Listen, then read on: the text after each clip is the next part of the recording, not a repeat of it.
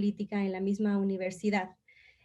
Anteriormente fue director de investigación del Instituto Reuters y es editor del International Journal of Press and Politics, la revista internacional de prensa y política. Su trabajo se centra en los cambios de los medios de comunicación, la comunicación política y el papel que las tecnologías digitales tienen en ambos. Ha realizado también una extensa investigación sobre periodismo, política estadounidense y diversas formas de activismo, y tiene una gran cantidad de trabajo comparativo en Europa Occidental y en otros países. Entonces, pues le damos la más cordial bienvenida a Rasmus y estamos felices de tenerlo aquí y dialogar con la comunidad del CIDE.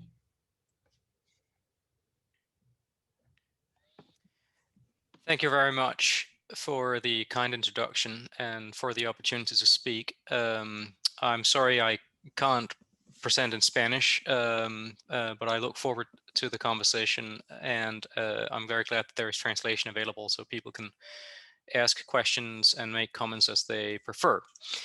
I've been asked to speak about two studies, as was just said. The digital news report that we do every year at the Reuters Institute with support from a number of different country partners around the world and a number of different sponsors who make the world possible. In addition to some work I've done to try to synthesize what I think are some of the key points about where we are with the business of news and how it's changing from a handbook chapter in the ICA Handbook of Journalism Studies that came out last year. So I will try to cover quite a lot of territory now, and look forward to comments and questions in the discussion with Professor Paxman later on. So to start with the digital news report. The digital news report is the world's biggest ongoing publicly available survey of news and media use across the world. In 2020, we covered 40 markets on 6 continents with about 2,000 nationally representative respondents in each market. It's an online survey, which means that in particular in a country like Mexico, where access is of course still unequal and in some cases somewhat limited, it's important to remember that the sample is not representative of the general population, but of adult internet users who consume news. The project is made possible by our different amazing country partners who help us with domain expertise, as well as by 15 different funders that include media organizations such as the BBC, media regulators in Ireland and the UK and elsewhere, foundations, university, and a major grant from Google. I want to highlight first from the 2020 Digital News Report sort of 5 big key findings for us, and then turn to the question of the business of news. And really, I think the two things are very tightly tied together, even though not everything I will present from the Digital News Report is specifically about the business of news. Because I suppose that a sort of a guiding thought for me and for our research is the idea that journalism exists in the context of its audience, that it exists in the context of its audience when it comes to its role in helping people navigate public affairs, that it exists in the context of its audience in terms of the political power that it exercises, that it exists in the context of its audience in terms of its social significance in changing and sometimes reproducing views of the world, sometimes stereotypes or misrepresentations of the world. And of course, that exists in the context of its audience as a business and as a form of political economy, if you will. The 5 things I wanted to highlight from this year's Digital News Report really starts with the sort of the moment we are in, the coronavirus crisis, which of course has sort of ripped through the world. I should stress here that our main survey of 40 markets was in the field in January and early February last year, so before the coronavirus really started to take off in much of the world. And of course, some things will have changed in the time since.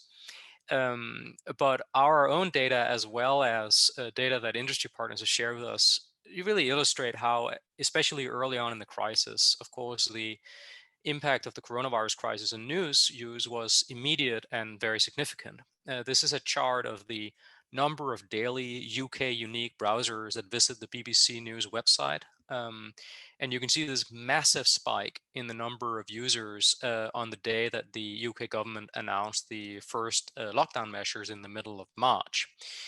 Over time, there was sort of some decline in the sort of use of the BBC News website, but overall, it's still a picture of sort of significantly increased news consumption, in particular from already widely used and highly trusted sources of news like the BBC. We were fortunately able to do a follow-up survey after the pandemic was sort of well underway in 6 countries, also covered in the digital news report, and there we can show that the percentage of people who say that they have used different sources of news in the last week sort of grew in most cases as the crisis and the first wave rolled across the world. The number of people who say they've used television news was up. The number of people who said they use online news was up 2 percentage points. And the number of people who said they got news from social media was up 5 percentage points. And then with some declines in the use of print, which makes sense, of course, because in many cases, habits around print were disrupted either by distribution seizing up or more commonly by people working from home and thus no longer sort of coming by the newsstands or cafes where they would have been using printed newspapers.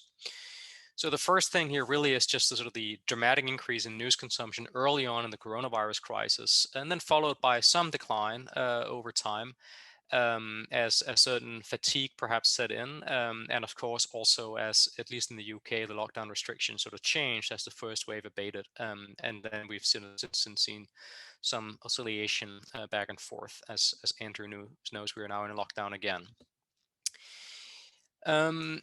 The second observation from the 2020 Digital News Report that I wanted to highlight, and this is directly tied into the business of news that I will talk about in greater detail towards the end of my presentation, is about the growth in the number of people who say that they subscribe to digital news.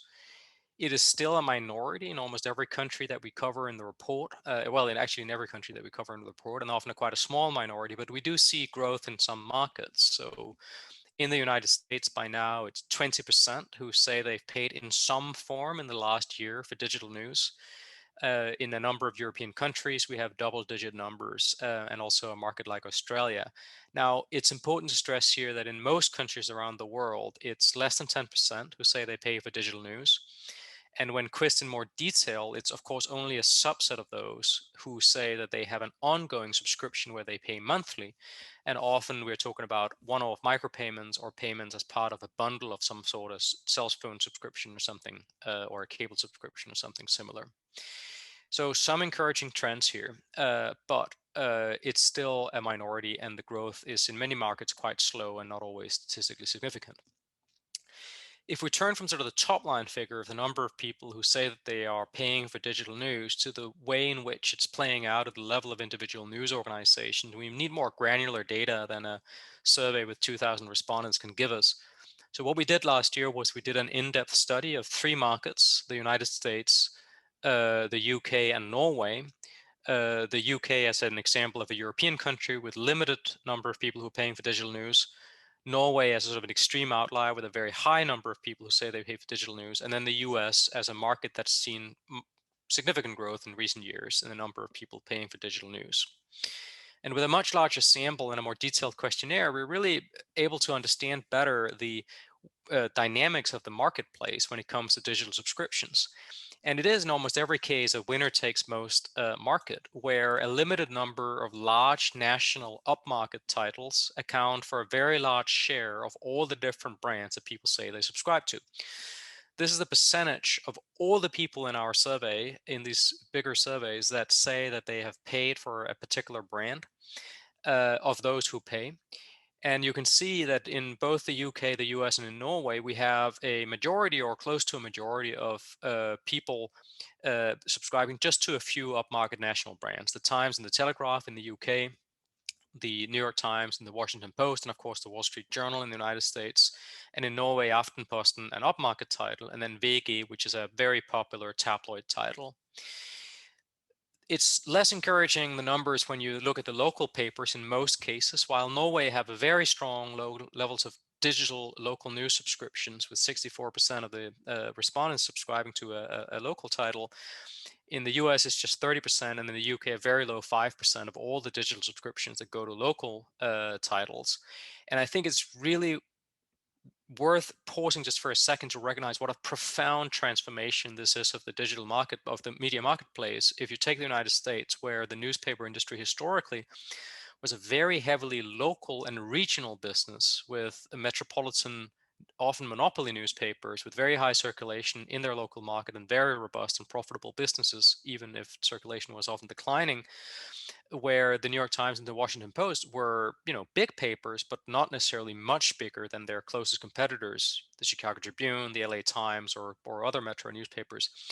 We have a situation now where the New York Times in particular, but also the Post and the Journal, are vastly larger in terms of subscriptions than even their closest competitors, historic peers like the LA Times and Chicago Tribune, and far, far more successful than any local titles in the countries. It's a fundamentally different market with these very strong winner takes most dynamics. In addition to issues around subscription, we look frequently in our work at the issue of trust in news. It's an issue that I think we have many reasons to care about. Journalists care about it because they want people to sort of embrace and engage with their coverage and be informed by it. The business side of news organizations care about it because they believe it'll help drive subscriptions and attract attention and thus advertising. And I think as scholars, we should be interested in it because it's part of the sort of public connection that exists between the audience and the news. And I think arguably key to understanding the role of news and media in our societies. What we find in 2020 is a pattern that we've seen over time, that when we look on average across the 40 markets that we examine in the report, we find low and declining trust in news overall. Just 38% of our respondents say they trust most news most of the time. In Mexico, the figure is 39%. So in this case, Mexico is very close to sort of the average across the 40 markets that we look at. And even when we ask people the follow-up question whether they trust the news they themselves use most of the time, the figure is just 46%. So less than half of our respondents globally say they trust the news they use. These figures are still higher than the percentage of people who say they trust the news they find via search engines, and particularly via social media. So there are some clear platform-associated differences here in terms of how much people trust the news. But overall, the picture is sort of quite gloomy from the point of view of journalists who often would like to be trusted. Of course, there are very significant country-to-country differences here. As said, Mexico is 39%, sort of pretty much the sort of the average across our 40 markets, but we have very big differences from a country like Finland, where more than half the population say that they trust the most news most of the time, to markets like France or Korea, where it's less than a quarter of the population who say that they trust most news most of the time. So very, very significant differences here, and often also quite different dynamics from country to country. So for example, those of you who follow discussion in the United States will not be surprised to hear that in the United States, trust in news on the political right is far lower than trust in news on the political left.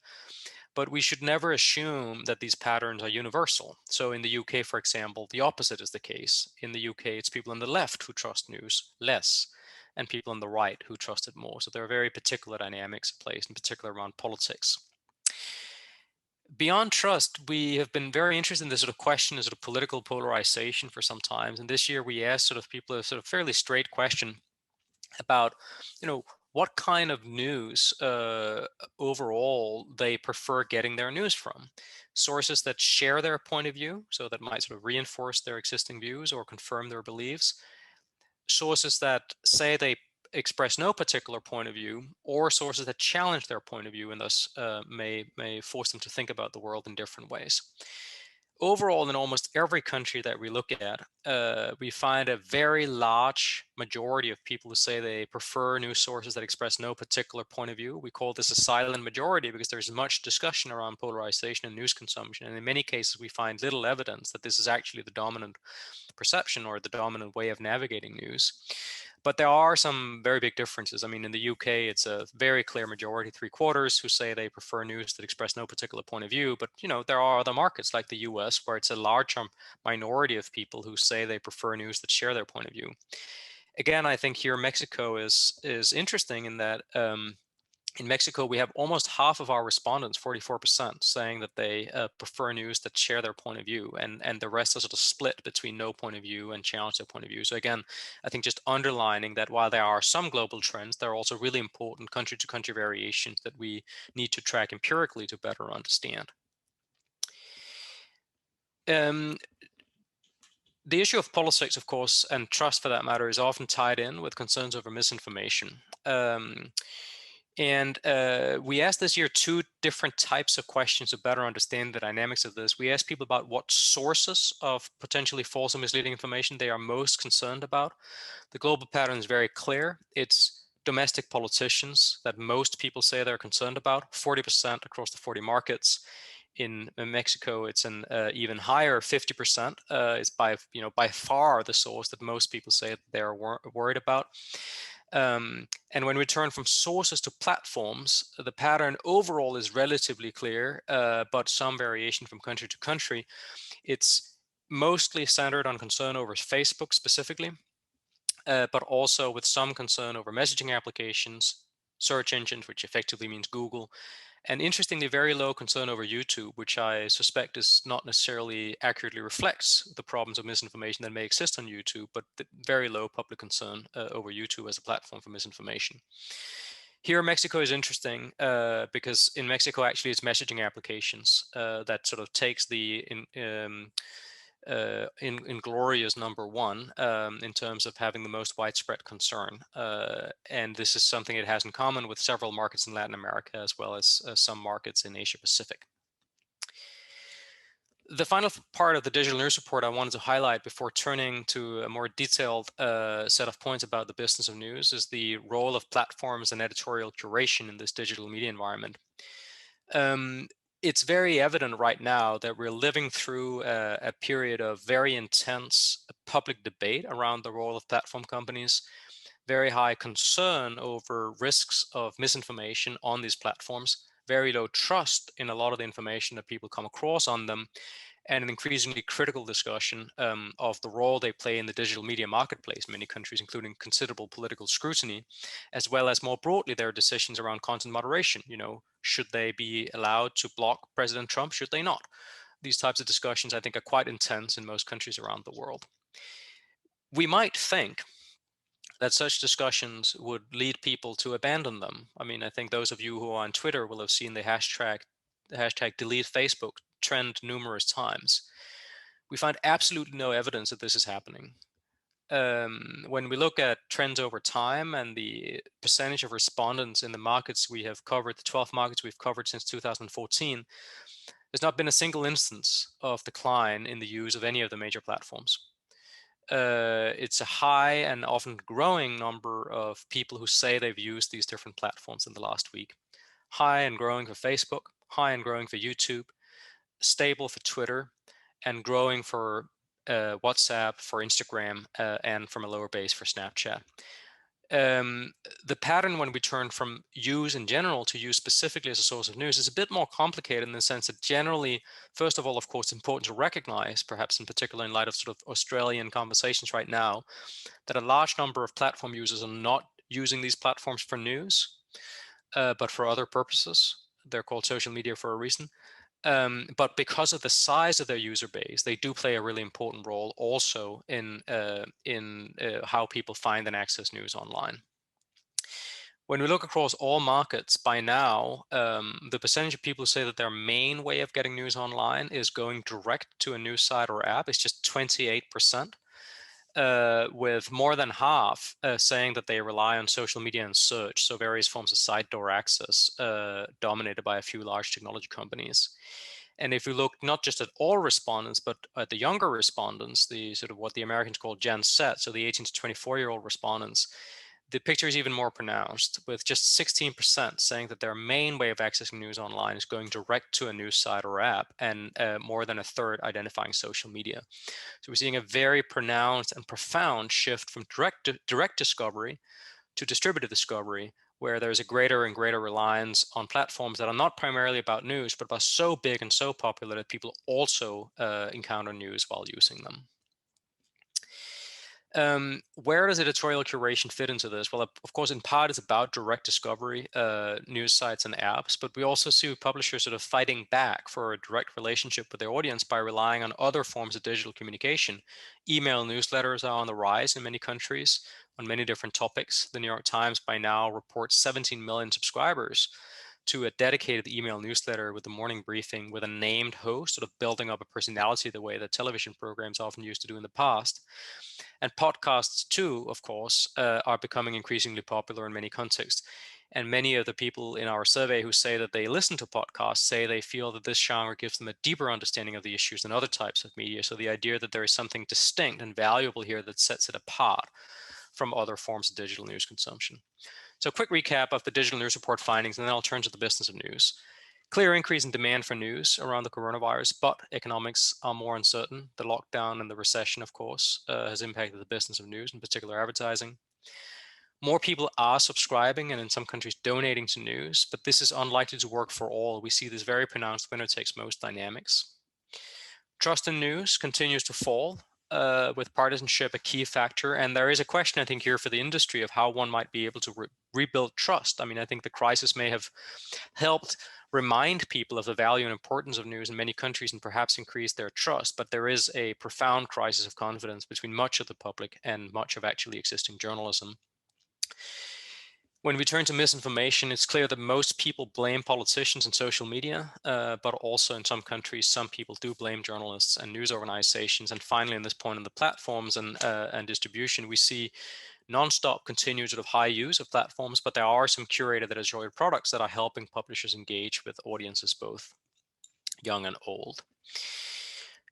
Now, I was asked to sort of combine this brief run through of the key findings from the 2020 Digital News Report with some more detailed observations on the business of news. And I will run through that before we open up for the discussion. Let me start by saying I care about the business of news because I care about the existence of independent professional journalism. I'm not particularly interested in shareholders' returns or proprietors' returns, but I think we need to sort of recognize that economic sustainability is a precondition of professional work and of some degree of editorial independence from the various powerful actors who, for obvious reasons, would like to influence journalism in different ways. And that's why I care about the business of news. I like to sort of start by saying, you know, the truth is hard when I talk about the business of news. This, of course, comes from an ad the New York Times is running. Because I don't give this sort of quite hard presentation about the business of news because I like to sort of share hard truth with people, but because I think it's harder to do without it. Delusions, I think, serve nobody, however comfortable in the short run. So where are we with the business of news? Well, I would say that we are in the beginning of an unfinished media revolution where everyone everywhere with access seem to generally prefer digital, mobile, and platform media to print and broadcast. This is a very profound change and is really sort of challenging for news. I mean, if we look at the countries in which we have data, when we look at television, news was often a small but significant part of the time that people spent watching TV, something like 10 to 15% of time of viewing time. But online, it's an even smaller part of media use, often in the sort of 3 to 5% range. So quite a small share of public attention across digital, mobile, and various platform environments. And the reason I say this is unfinished is sort of twofold. One is technology. You know, everyone is in California is beavering away at the newest gadget and the newest sort of software or platform, but also just generational replacement. Print and broadcast media continues to be important in large part because there are large numbers of old people who have grown up with them and are still using them. And they may use digital as a supplement, but when we look at the habits of younger people, and when you recognize that mortality is the rule, and eventually older people will no longer be with us, and the habits of younger people will come to represent the public at large, we can see very, very clear differences between younger people who overwhelmingly rely on online and social media and are much, much less likely to engage with television, for example, as a source of news. So even if technological development ceased tomorrow or right this moment, many newspapers' digital operations are still not profitable. Many commercial broadcasters not even trying to make a profit from their digital news. I mean, essentially it's a loss leader. And the fact of the matter is that this cannot go on indefinitely. Offline revenues will continue to shrink. They are in inexorable structural decline, and they will not indefinitely subsidize online news production as they have for more than 25 years. What does this mean? It means essentially that we are in a situation where there is massively intensified competition for attention enabled by technology. This is a study I'm very fond of, where a team of researchers in the United States did something sort of heroic and impossible, but still instructive, which is they try to quantify what is the amount of content that competes for every minute that we pay attention to media over time. And the development that they identify is one from a situation in the 1960s, where most of us faced sort of a human scale choice that for every minute we spent consuming media, we had on average about 100 minutes of different types of media content available in the average American household, to a situation in the early 2000s where they estimate that the average American has about 900 minutes of media content available for every minute they spend consuming media. Now, what's truly extraordinary about this study is that they consider the entirety of the internet one option. So, of course, in practice, this chart goes towards infinity, in that all of us have billions of websites that we could choose from. So massively intensified competition for attention, resulting in a fundamental shift. We had a media environment that was characterized by low choice for us as media users, and consequent high market power for publishers over us, but perhaps more importantly over advertisers, to an environment that is now characterized by high choice for us as media users, at least when it comes to news, and consequently low market power for publishers over advertisers and audiences alike. And in a highly competitive market, prices will, in the absence of effective differentiation, approximate the marginal cost of serving one additional customer. And of course, online, that cost is near zero. So pay models will be hard, in part because so many things compete for our attention as media users. And with such an abundance of free options available, why would we pay? But also for the fundamental reason that from the point of view of publishers, the marginal cost of serving each of us is close to zero. So even if they only make pennies off of digital advertising, they still have an economic incentive to offer it if they fear they can't make more money by trying to sell to a much smaller number of people. This, of course, is more complicated further by the unbundling and the competition from platforms. So, of course, publishers primarily benefit from economies of scale, and historically from bundling, you got the news and the sports and the weather forecast and the movie listings in one bundle, and high barriers to entry. It was hard to launch a newspaper. You had to sink in considerable cost in production and distribution. Whereas in a digital environment, the economies of scale is still there, but news has been unbundled. Each of us can read individual articles rather than buy the whole packet, and barriers to entry have gone down. Animal Politico can launch in Mexico without securing access to an expensive distribution system and printing at great expense. And of course, publishers now compete not just with one another, but also with platforms for both attention and advertising. And the platform economy is a winner-takes-most market characterized not just by economies of scale, but also network effects and data network effects, where it's not just that Facebook, benefits from economies of scale, is also that Facebook becomes more useful and more attractive for each of us as others join it. And as all of us do lots of things on Facebook, they can collect even more data that they can use to sell ever more precise, targeted advertising to advertisers who are interested in reaching us. And fundamentally, as much as publishers may decry the situation, judging from how people spend their time and money, audiences and advertisers mostly like this development. So what comes next? Well, I think we have to be reality-based and say that, the instinct among some journalists sometimes is sort of, to hope for the best. But you'll miss us when we're gone is not a funding model.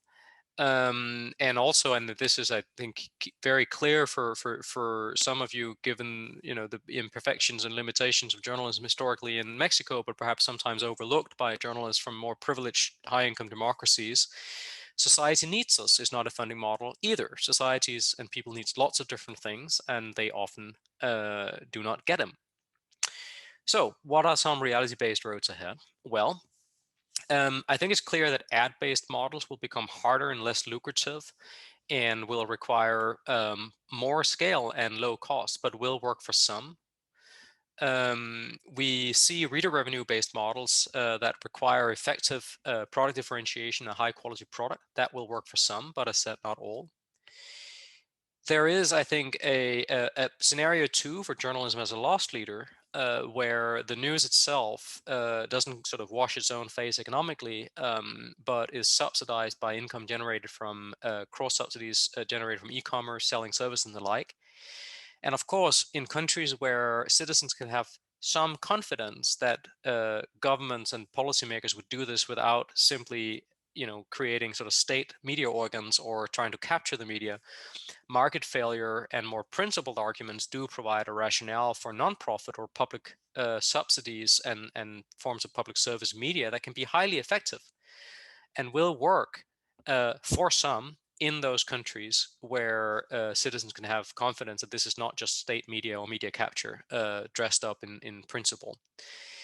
And finally, I think that sort of leads to the final point, which is that we need to beware of oligarchs and politicians and remember that for the majority of human history in most countries, even today, arguably, the primary funding of journalism does not come from conventional market-based models of selling content to audiences and selling audiences' attention to advertisers, but comes to a large extent from the way in which powerful organized interests with access to money, whether they are commercial interests or political interests or both intertwined, subsidizing media organizations and journalism as part of their wider struggle for power and privilege.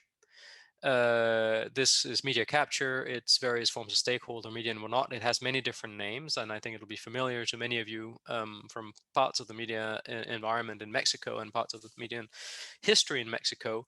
But I would just say that with the sort of ebbing of the very lucrative business models that some countries in Western Europe and North America had in the 20th century, I would expect to see more and more of this, in part, become the barriers to entry are coming down. As said, I don't think this analysis of the business of news is sort of a doom and gloom view, but a reality-based view of where we are. The truth of the matter, I think, is it's tough and will grow tougher for the business of news. But it's also important, I think, to recognize that, at least in my personal judgment, the best journalism we see today is some of the best we've ever seen. And of course, also that it's as important as it's ever been.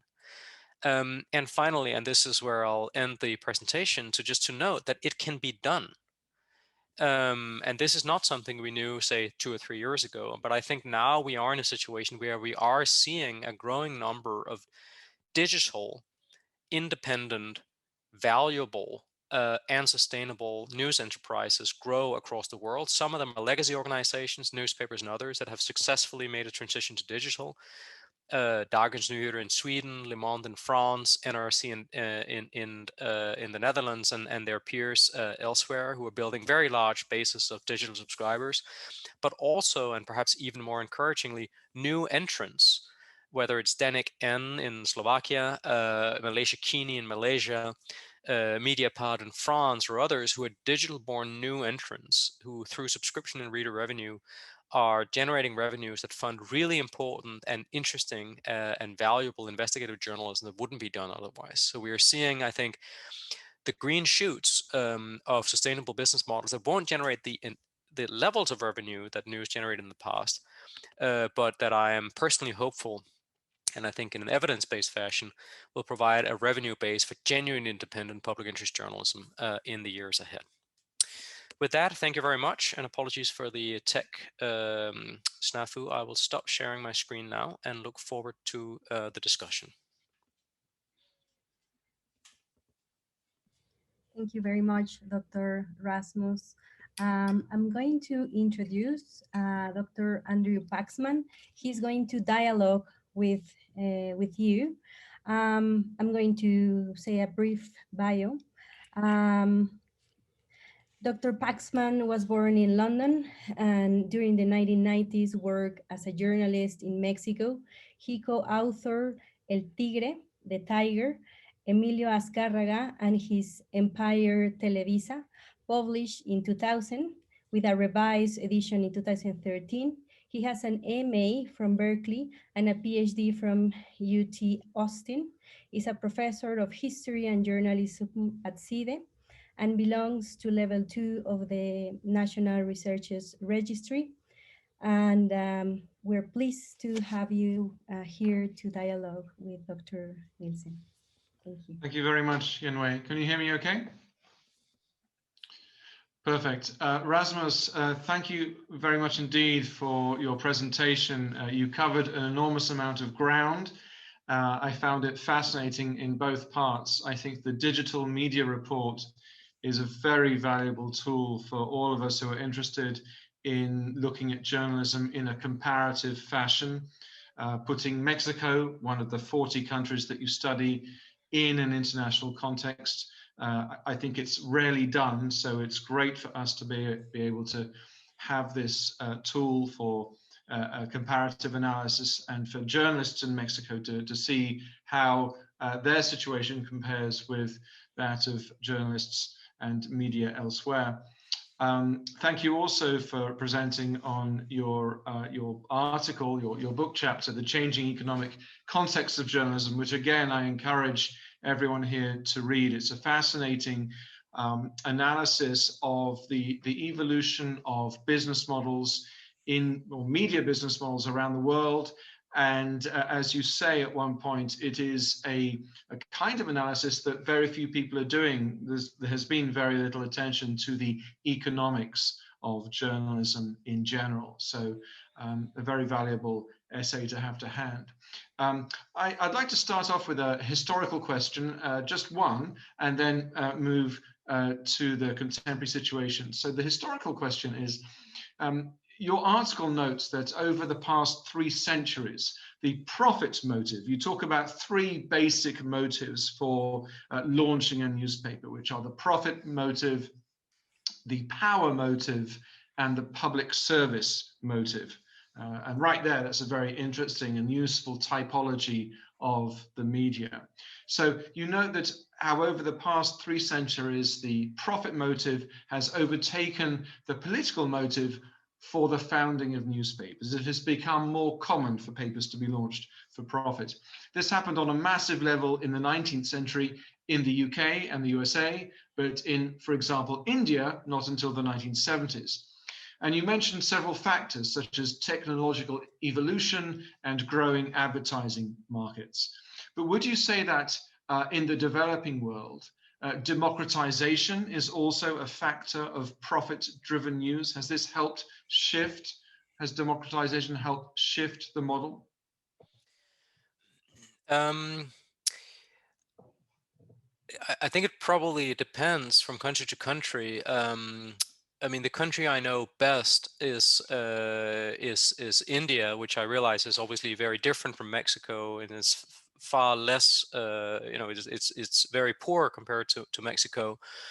It's also been, at least till recently, I think, more democratic, if you will. I mean, I think the relatively late sort of commercial development of the mass newspaper market in India was a combination of the sort of profound economic inequality in a country that was democratic but was very poor and profoundly unequal, the limited literacy in particular in many regional countries, and a statist economy that meant that the advertising market was far less lucrative than it might otherwise have been. And much of this changed in the 1990s in particular. There is a further sort of curious sort of aspect to the Indian tale that is rarely recognized, which is that just as we today encounter some of the global inequalities around how media and information are distributed when technology companies, enforce their terms of service and community standards very differently in poor countries from in rich countries, or in countries where they're under pressure from governments and countries where they aren't. So too for printing technology. Indian, Hindi, and vernacular language newspapers had to rely on antiquated and outmoded printing technologies because the dominant printing technologies of the 20th century were not fit for the Indian scripts. So there are sometimes some really sort of curious things and seemingly invisible things, but actually very consequential things that hold back the development of mass market newspapers. But I mean, I would say that broadly, with the exception of a couple of sort of high income countries that are not democratic, even if they have some liberal values, I can't think of very many places where commercial mass circulation newspapers have been allowed to flourish in the absence of democracy. I mean, there are some exceptions, some tabloid newspapers in Thailand and others, but I can't off the top of my head think of sort of large, lucrative and independent for-profit publishing in authoritarian context, but perhaps I'm just ignorant of it. Thank you very much. You mentioned that in most countries, ownership of media is highly concentrated. Now, in Mexico, this is true of television, but it is not true of print media or news portals, which makes it, the great fragmentation in Mexico makes it harder for each of them individually to survive without state subsidies. So is high concentration, in your view, always a bad thing? Are there cases in the countries you've studied where media mergers or buyouts have contributed to a healthier media and a better informed public?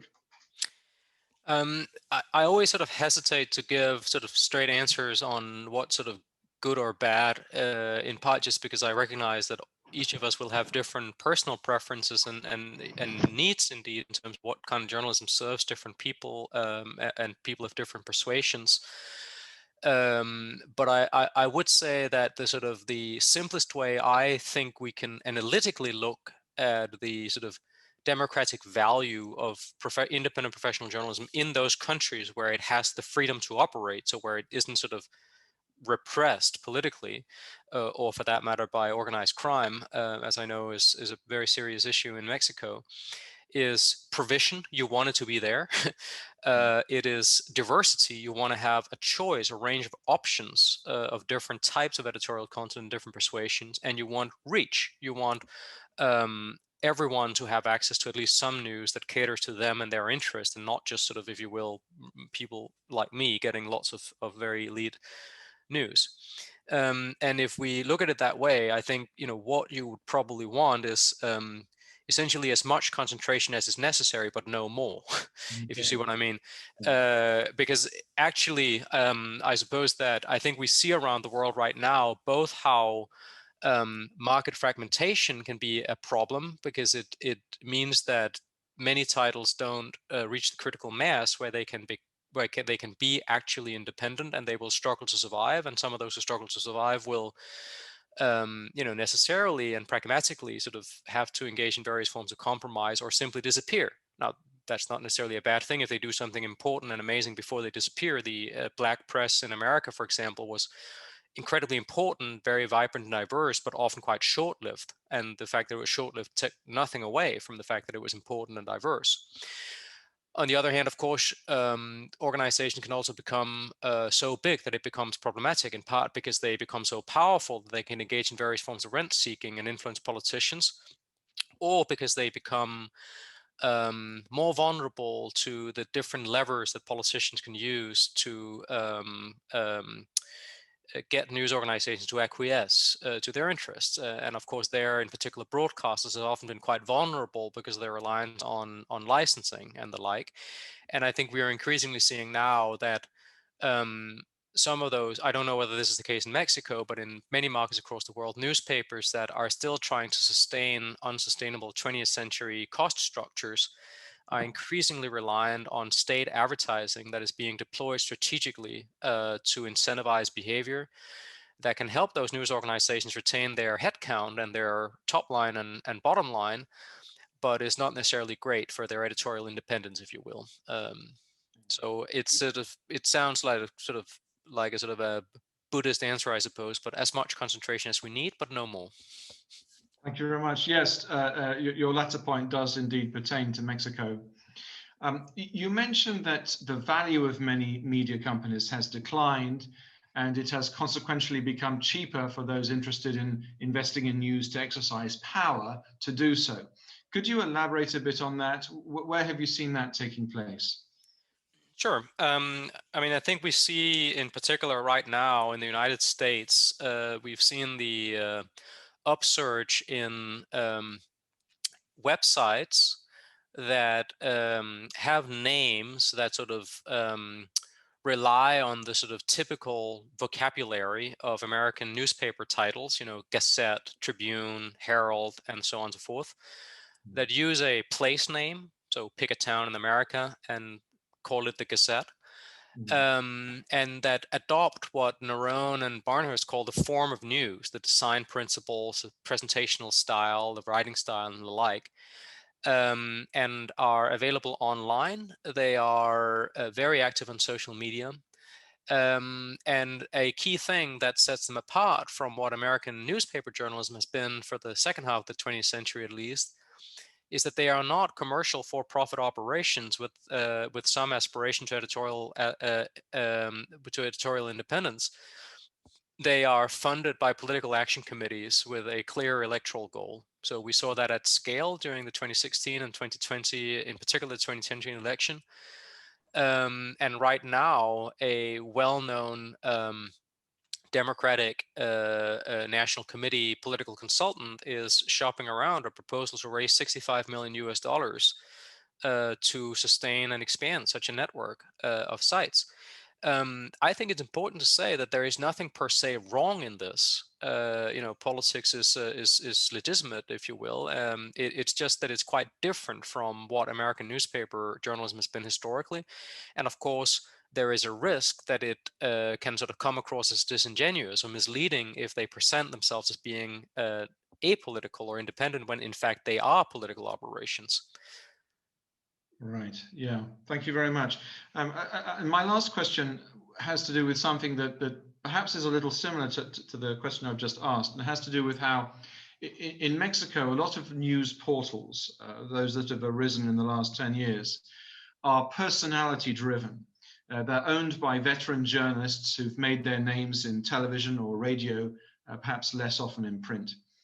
They often contain little original content beyond the opinion columns of their owners. So they are little more than news aggregators, really. But they do seem to attract a fair amount of advertising. Have you seen this phenomenon elsewhere? I've rarely seen it in print. But I think what you describe is something we're seeing in many digital environments.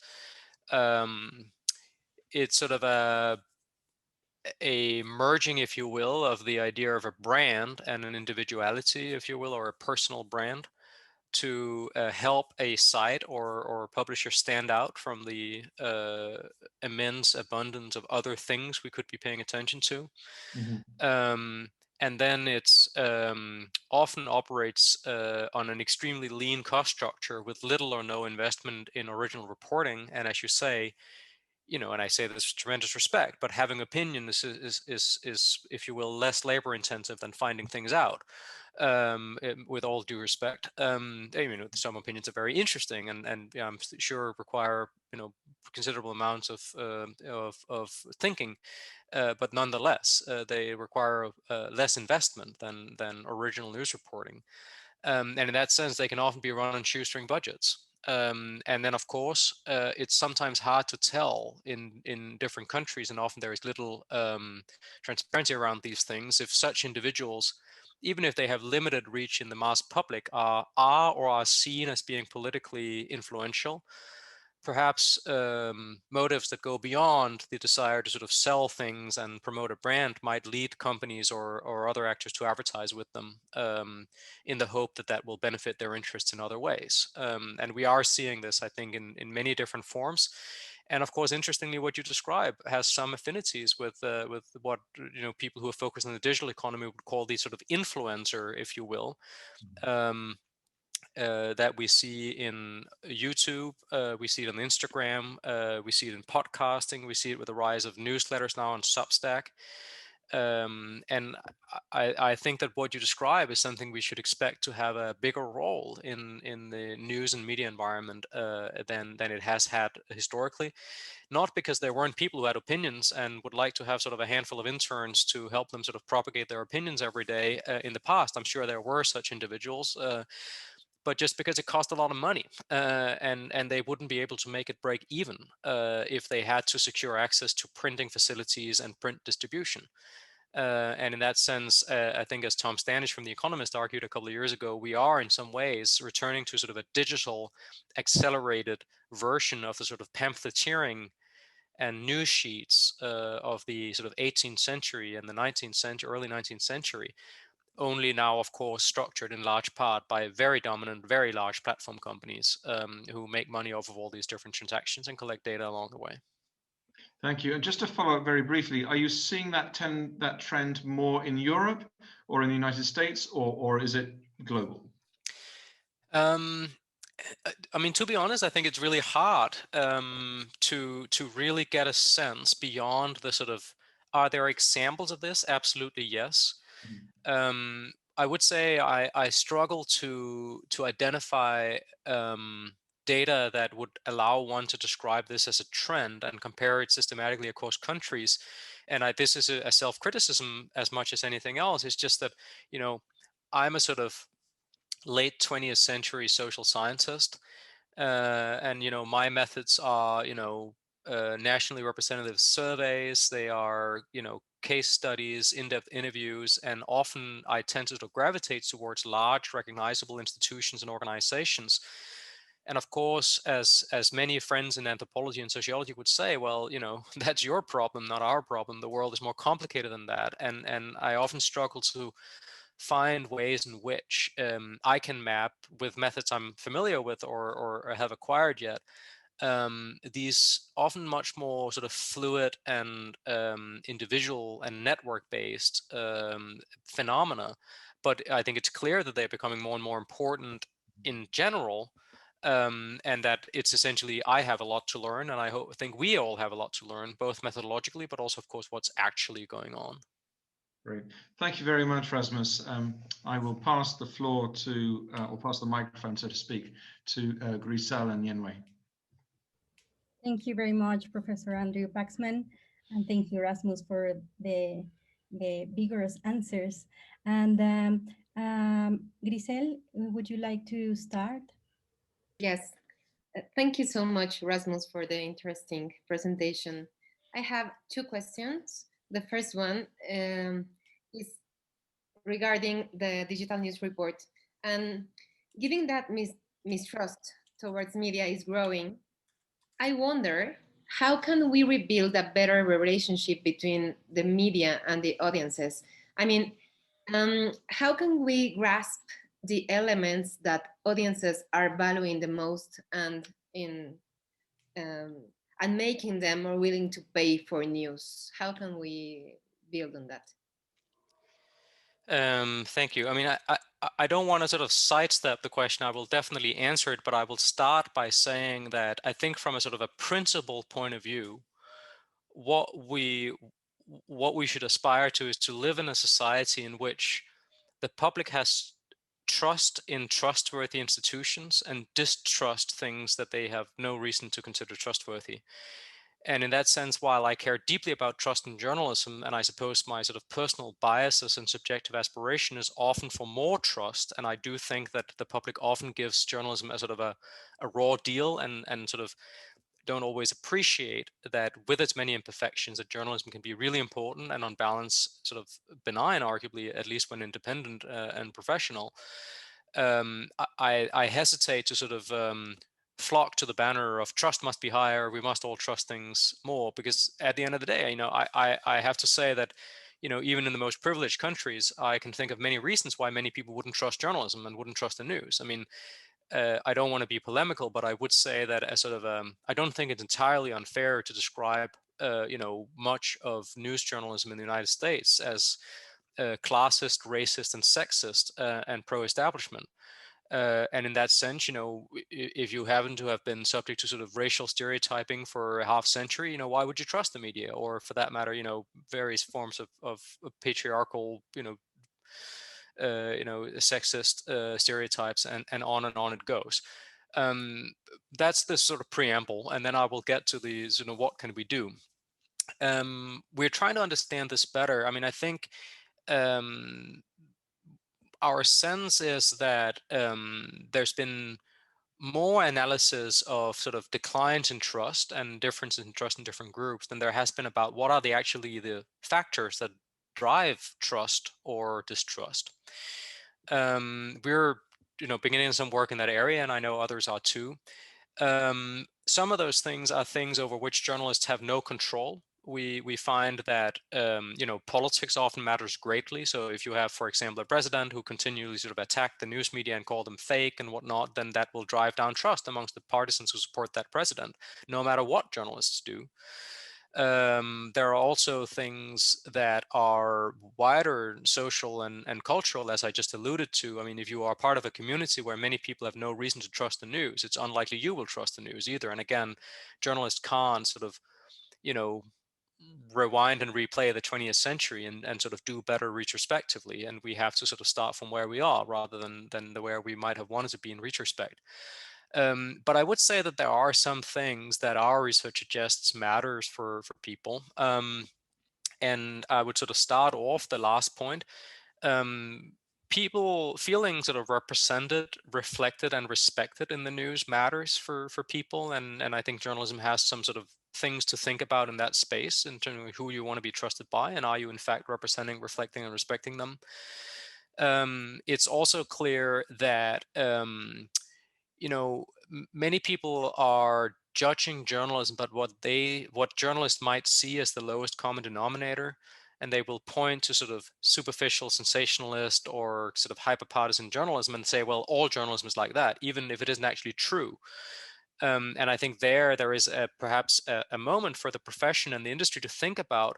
I think there's been sort of a tendency, maybe it's different in Mexico, but in many other countries, I think there's been a tendency to sort of not really be willing to draw any distinctions or differentiations within the industry and the profession. Unkind voices would call this honor amongst thieves, right? You don't sort of criticize across the industry and the profession. And of course, the more sort of hard-edged version of this is that you don't pick fights with people who buy ink by the barrel, I think the old observation was. But perhaps if we have to recognize that we live in a world in which many people don't trust and don't appreciate journalism and the news media, at least most of it, they have many different alternatives to choose from. In many ways, they can express themselves and connect with one another. And perhaps they are unfairly judging some of the news on the basis of a quite reasonable assessment of how other news organizations or journalists are behaving. Is it time that journalists and news media try to sort of more explicitly state the particular values that they stand for and why people should trust them and not everybody else? Is there perhaps an opportunity there? I think there might be. Thank you so much. The other question I have is, in your paper, The Changing Economic Context of Journalism, you mentioned, and I think you're totally right, that academics have been oblivious to the idea that market forces are reshaping journalism. So I'd like to ask you, how do you think that these independent platforms such as Substack, Reddit, Twitch, Clubhouse more recently are redefining the identity and the roles of a journalist nowadays, and how can academia can respond and better investigate these changes? I guess I'd love to hear sort of ideas, and I feel I've, without sort of wanting to sound like I've sort of aged prematurely, I feel like I shouldn't be the one answering these questions of how we study new things. That should come from graduate students and early career researchers, who are often the ones I learn the most from. Don't tell my peers and senior colleagues that I said that, but that's often the case. I guess if I was starting out, I think the sort of the three things I would probably want to know is I would start out by trying to get a sense, how big is this, if you will, in terms of the popular usage? Because I think we have had sometimes some sort of tendencies to both sort of overestimate some phenomena. There's been a million studies of Twitter, underestimate others. There's been very few studies of WhatsApp, which is far more widely used. And I suppose I always sort of quite like to get a sort of a sense of scale and scope before getting started on things. Then the second thing I would like to do is where I started my own research, is I would go and spend some time with the people doing it, talk to them, hang out with them, get a chance to sort of follow them through their day and get a sense of what is this actually like on the ground. I think that can help us really get a much more sort of practical sense of what things are like. I'm a big fan of interview-based research and field work where possible. Of course, access can be a problem, but this is something I've often found very illuminating. And then the third question I tend to ask myself is, if you will, you can think of it as an institutional question or a political economy question, but essentially it's a question of why is there this rather than nothing, if you will. Why, like, what are the conditions of possibility that means it's possible for someone to spend their time this way? The simple version of it is, where is the money coming from? But of course, it's often about more than commerce, but why is this possible, if you will? So those would be sort of the three things I would probably start with. How widespread is it in terms of the public relying on this? What are these people actually doing? And why can they do it? Those would be my three sort of opening questions, probably. Thank you so much, Rasmus. Yeah, that's okay. I mean, so Well, that's my turn. Well, first of all, thank you so much for such an interesting presentation on the digital news report and your paper on the challenges of the challenging business or economics of journalism. And congratulations for the research that you do at the Reuters Institute. I would like to ask you about, given that you are specialized in the topic and you have you have a profound knowledge through these years, through all the digital reports that you have done. What can you analyze about the future trends of news consumption, mainly in the global South or compared with the global North?